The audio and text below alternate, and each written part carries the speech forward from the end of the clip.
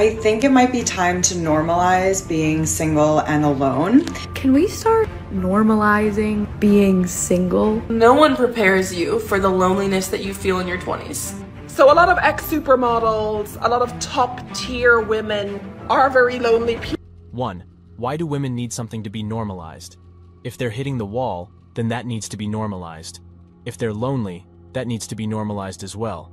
If they're getting pumped and dumped by Chads and Tyrone, that needs to be normalized.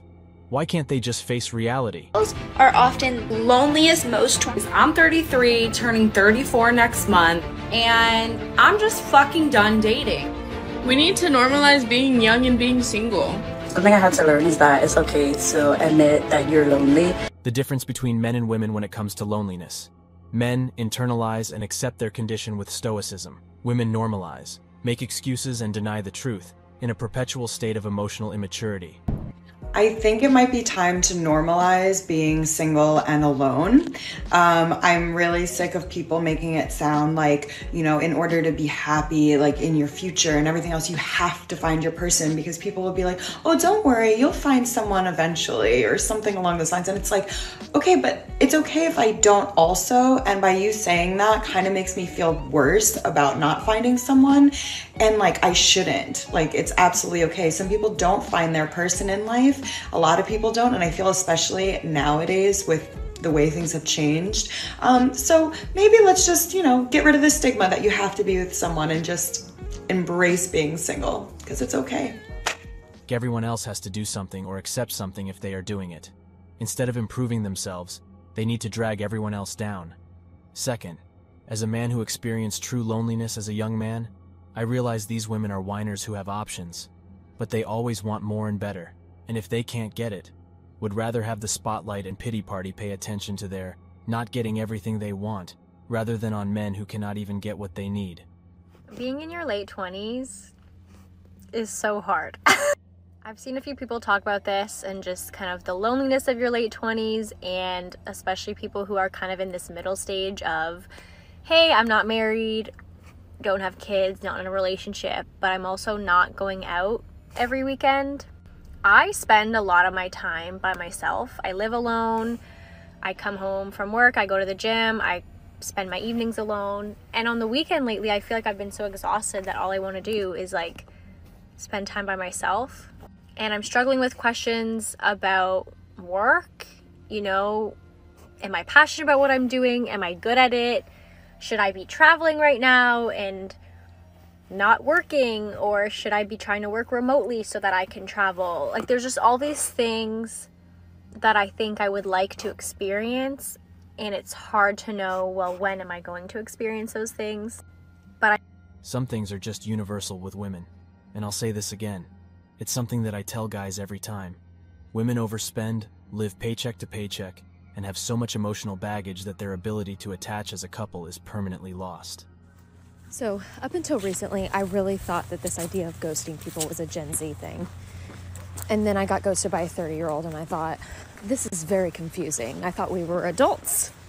I didn't think we were still in middle school or even high school. I didn't think we were doing that. I'm just wondering, is it just like a lack of decency for other human beings?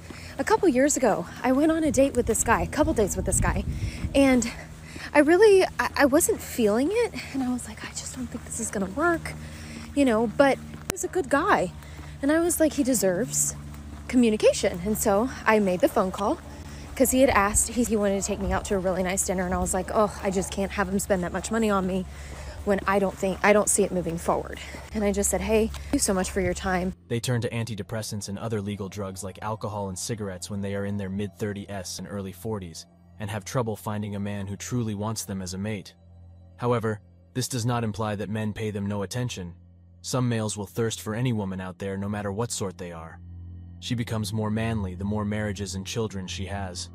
If I had to sum up how the remaining women think, I'd say ideology triumphs over biology. They ridicule guys, demonize them, and treat them with total disdain. Here are a few additional facts in case they still need them. When women have over 10 intimate partners, their desire to get married to a man is little more than a last-ditch effort.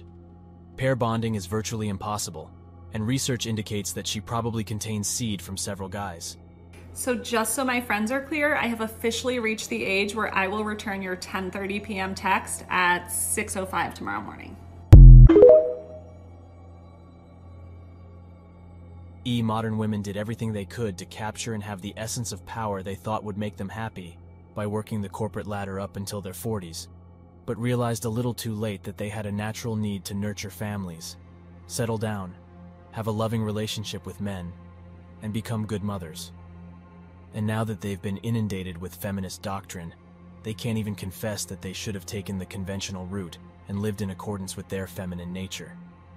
For men, navigating the minefield of being expected to initiate all interactions while not being awkward, while being irrationally confident and outgoing, while trying not to weird a woman out for qualities that make you unique despite those qualities, while being fairly common and normal, and while trying to simultaneously be respectful of consent, the list just goes on and on and on and never seems to stop.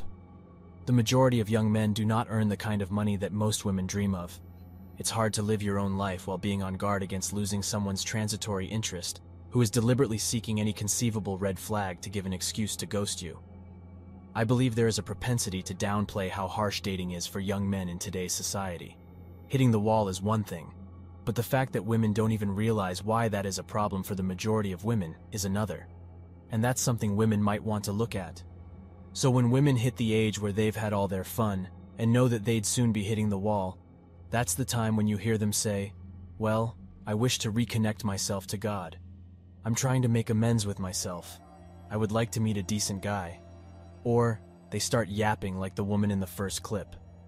Right between 29 and 31 years old is when you'll start to hear this kind of discourse from women. When that happens, the woman might think, "Oh, I'm not into the usual bad boys anymore. During my time in college, I was so insane. I did so much that is now all documented on tape, including the foam cannon party in Cancun.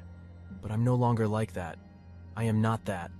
I'm going to move forward carefully, responsibly, and decently, just like the decent woman I am now. I'm worth more now than I was then. I'm valuable. I'm not just valuable on camera like I was before. I'm a God-fearing decent woman now. All those guys are history. My notch count has been reset."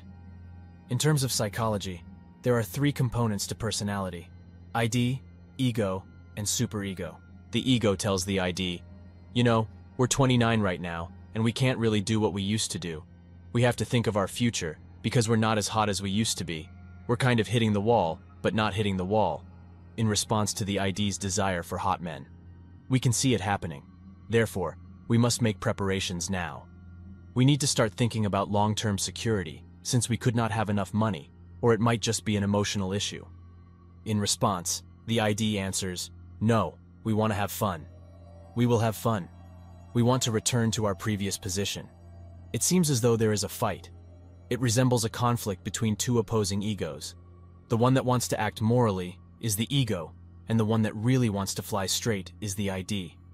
It tries to think ahead, as if they won't be as hot as they'd like when they are 33, or as hot as if they were at age 23. The inner dialogue will go like this: "I want someone interesting, fun, and hot, but he has to really shake my world and lay pipe like no one other." But then the ego goes no. So for a woman, the transitioning phase is vital. This phase is when she's 28 or 29 years old and transitioning into her 30s. A vital stage. Now, why do I say that? Well, because if you go and you look at the 30-year mark and compare it with the 23-year-old mark for women, you will notice that women start to decline at around the age of 23 in terms of SMV. And by the time they hit 30, it's almost rock bottom for them. They know they're at the end of the line. Research has also supported this. A 30-year-old woman needs to look ahead for her own security if you look at her. But you'll also realize that for women nowadays, the average age of the first marriage is approximately 28 to 29. It takes roughly 2 years longer for guys. In the United States, it is currently about 30 or 31. But at that point, it's no accident that the average age of the first marriage starts to rise just as things start to change. How convenient for women. Have all the fun that you want to have, and then just when you're about to hit the wall, redeem yourself in front of God and society, and start over. That's when they've got to fly straight, and that's when women are looking for a guy. It's time for the bad guys against the dads, the exciting guys that they had fun with in their past, and then the reasonable, boring, and financially stable guys who can be the father of their children. It's just something to think about.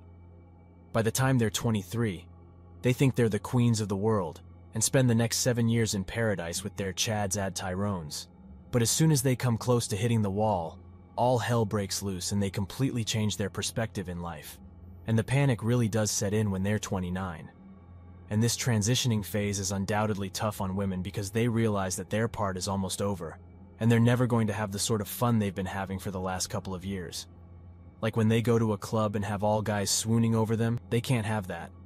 A woman in her mid-30s can dress as much as she wants, or barely, and no one will really care, compared to one who's in her prime in her early 20s. They're literally at the SMV peak at that age.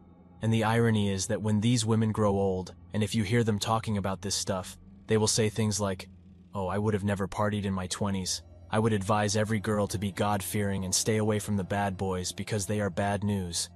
And I can bet you that if they get asked out by a Chad or Tyrone the next day, they'll go out with him. Thanks for watching The Circle of Kings. As always, we're looking forward to your support.